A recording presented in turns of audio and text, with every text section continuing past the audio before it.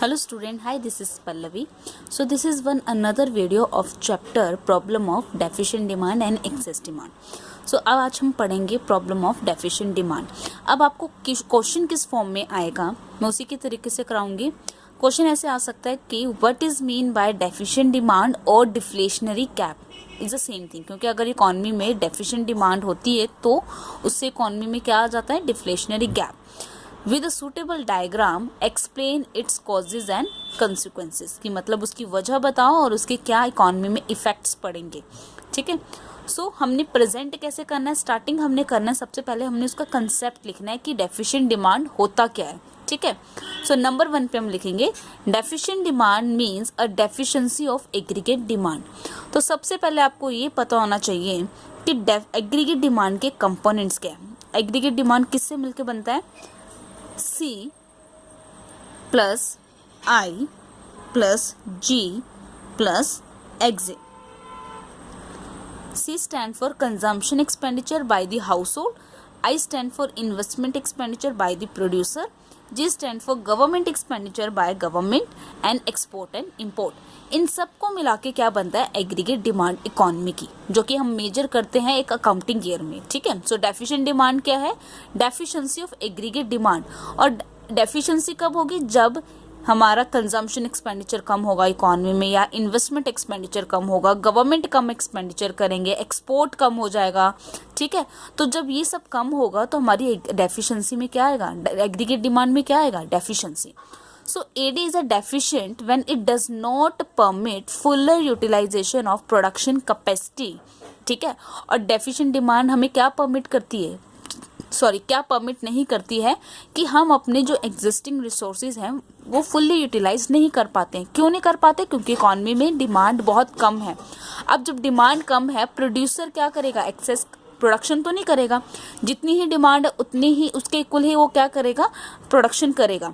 तो that means economy में resources fully utilized नहीं हो रहे हैं. तभी लिखा है does not permit fuller utilization of production capacity और there is a excess capacity in the economy. तो हम बोल सकते हैं कि इकोनॉमी में एक्सेस कैपेसिटी है, क्योंकि रिसोर्सेज फुल्ली यूटिलाइज्ड आपके नहीं हो रहे. कुछ मशीन्स अभी भी आपकी क्या है, आइडियल है. So according to Keynes, aggregate demand is deficient when it is less than the aggregate supply corresponding to full employment in the economy. So क्या है हमारा deficient demand? It means a deficiency of aggregate demand or AD deficient when it does not permit the fuller utilization of production capacity, or according to Keynes AD is deficient when it is less than the aggregate supply corresponding to full employment in the economy. ठीक है. Second step जो हम करेंगे वो हम अपना बनाएंगे. So second step है हम बनाएंगे अपना डायग्राम. सो ये है आपका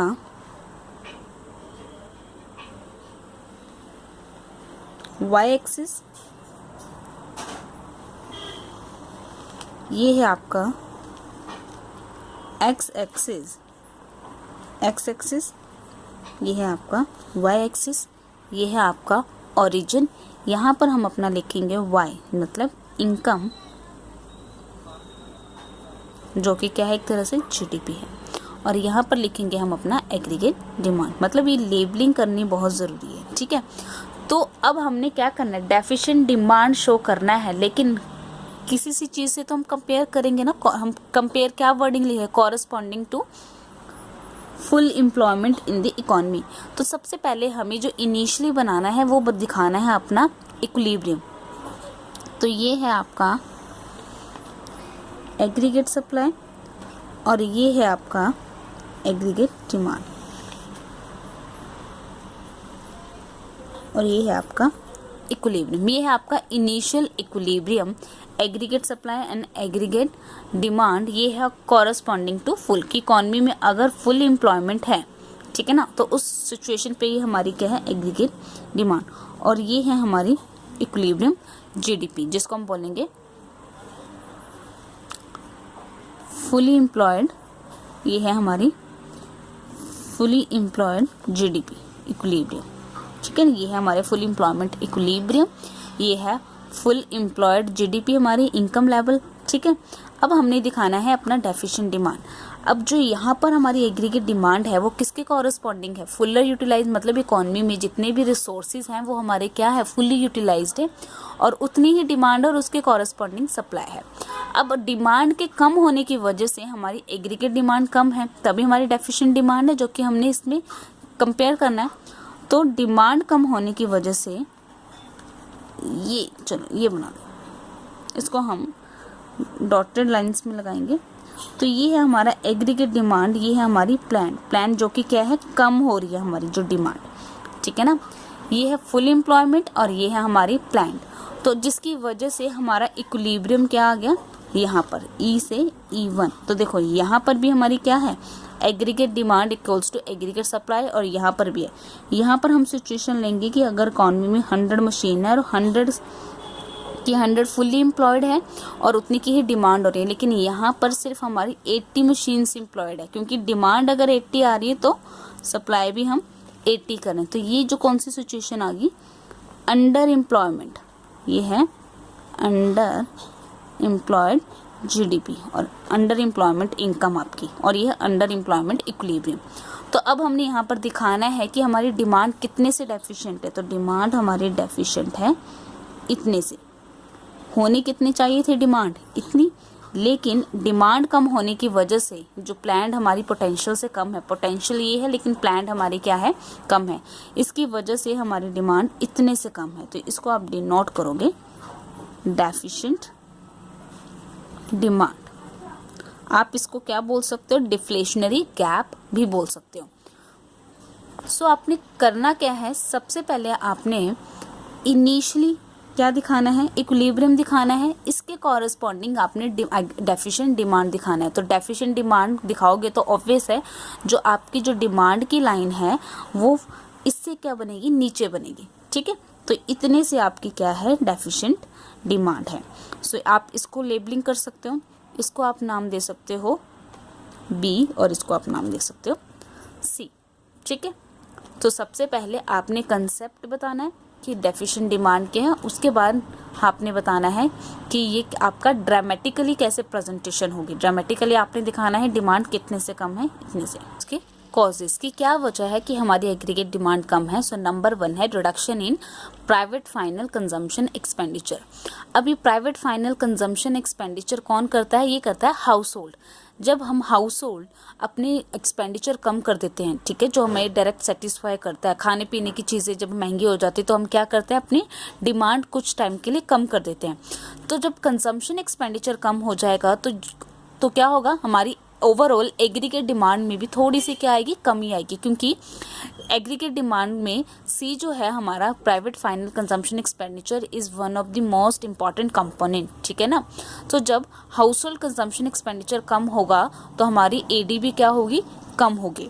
अब होगा क्या, इट मीन्स इसमें हमारा जो एवरेज प्रोपेंसिटी टू कंज्यूम है वो क्या हो जाएगा, कम, और एवरेज प्रोपेंसिटी टू सेव जो है, मार्जिनल प्रोपेंसिटी टू जो सेव है वो क्या हो जाएगा, इंक्रीज।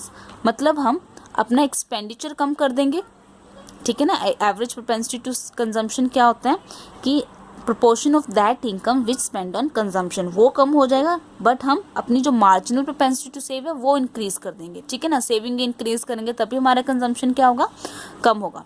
तो सेकंड हमारा कंपोनेंट है reduction in private investment expenditure. जो प्रोड्यूसर है, प्रोड्यूसर सेक्टर भी क्या करेगा, अपना एक्सपेंडिचर कम करेगा। जब प्रोड्यूसर सेक्टर अपना एक्सपेंडिचर कम करता है, इट मीन्स उसकी जो प्रोडक्शन है वो क्या हो जाती है, कम हो जाती है। वो प्रोजेक्ट कम लगाएगा, प्रोडक्शन कम करेगा, जिसकी वजह से होगा क्या, इकोनॉमी में एम्प्लॉयमेंट कम जनरेट होगी।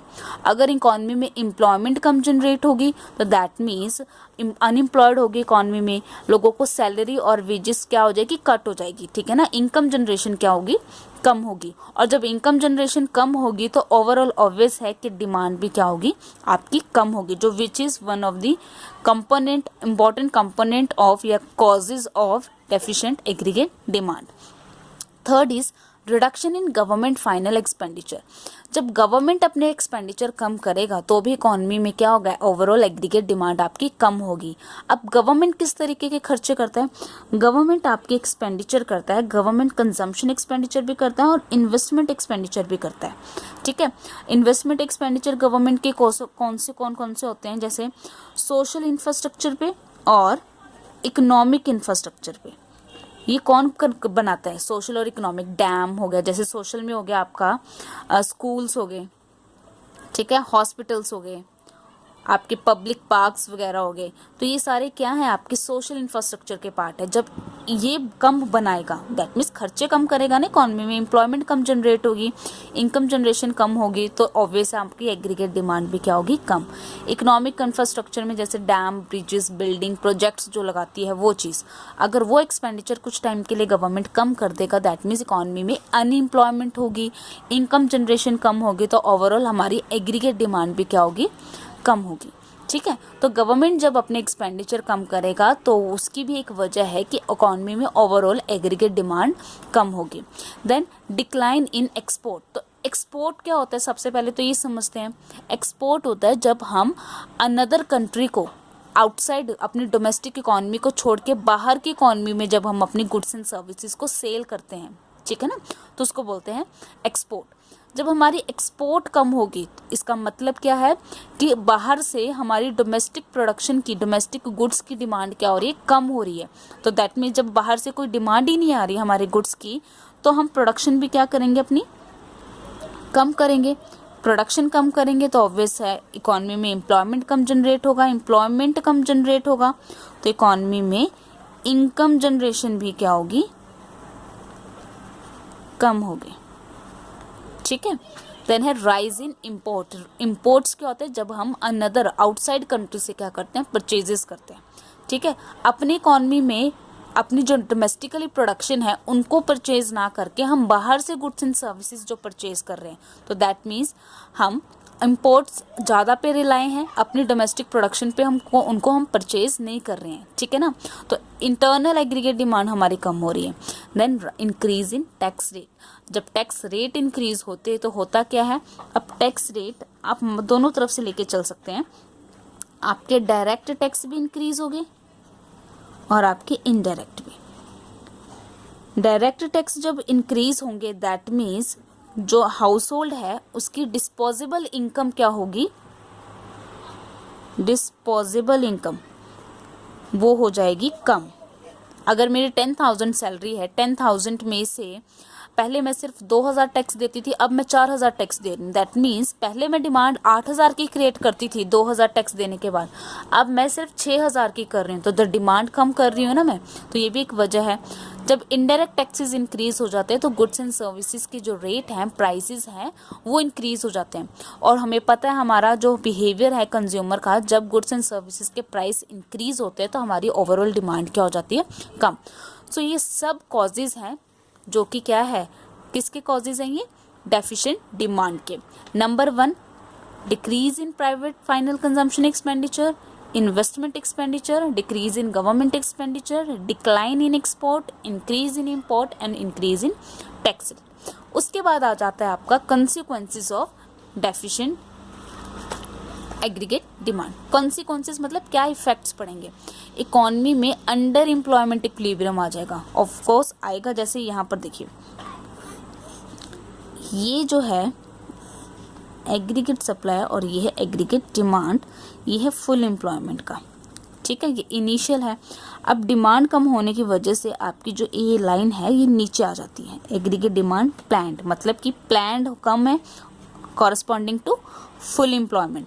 तो जो आपका ये है, ये E1 से मान लो E2 आ गया, तो मतलब ये था कॉरस्पॉन्डिंग टू फुल एम्प्लॉयमेंट, और ये क्या है, अंडर एम्प्लॉयमेंट, अंडर एम्प्लॉयमेंट, क्योंकि इस सिचुएशन में आपके जो रिसोर्सेज हैं वो फुल्ली यूटिलाइज नहीं है।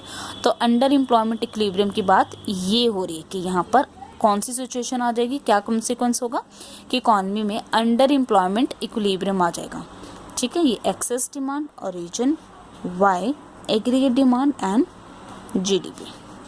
देन है इकोनॉमी में क्या आ जाएगा, डिफ्लेशनरी गैप,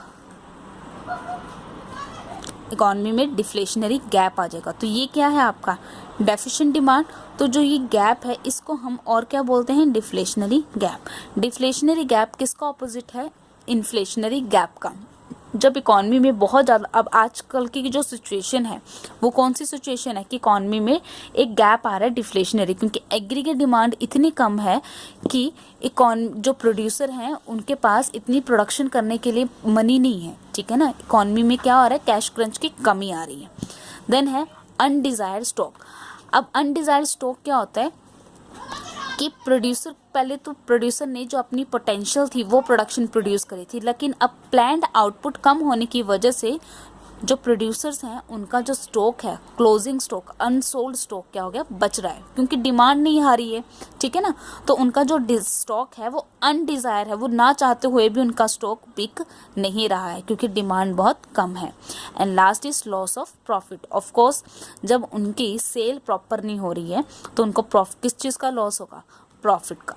सो ये था हमारा concept problem of deficient demand. तो आपने इसको प्रेजेंट कैसे करना है, number 1 concept, number 2 diagram, number 3 causes and number 4 consequences. Thanks for watching this video.